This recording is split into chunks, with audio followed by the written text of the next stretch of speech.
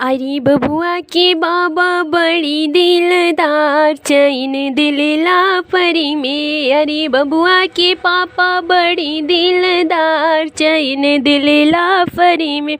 अरे खुश हो के बोले ली बबुआ के फुआ, खुश हो के बोले ली बबुआ के फू कि अब बाढ़ो भैया के रोजी रोजगार, चैन दिलेला परी में। कि अब बाढ़ो भैया के रोजी रोजगार, चैन दिलेला परी में।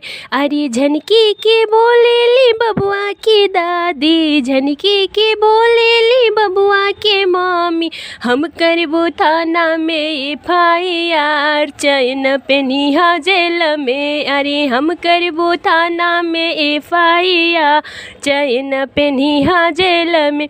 अरे लिखी आवेदन दरोगा के देबो, लिखी आवेदन दरोगा के देब कि अब ननदो फंसा ले ली सैया हमार, चैन दिहले प्यार में। कि अब ननद फंसा ले ली सैया हमार, चैन दिहले प्यार में। अरे बबुआ के चाचा बड़ी दिलदार, कंगन दिलेला पर में। अरे बबुआ के चाचा बड़ी दिलदार, चैन दिलेला परी में।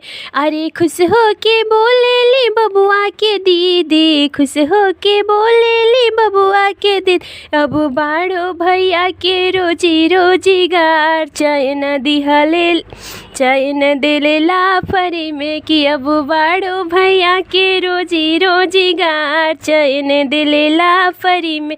अरे झनकी के बोले ली बबुआ के चाची, झनकी के बोले ली बबुआ के भाभी, कि अब हम करबो थाना में FIR, चैन पेनिहा जेल में। अरे हम करबो थाना में FIR, चैन पेनिहा जेल में।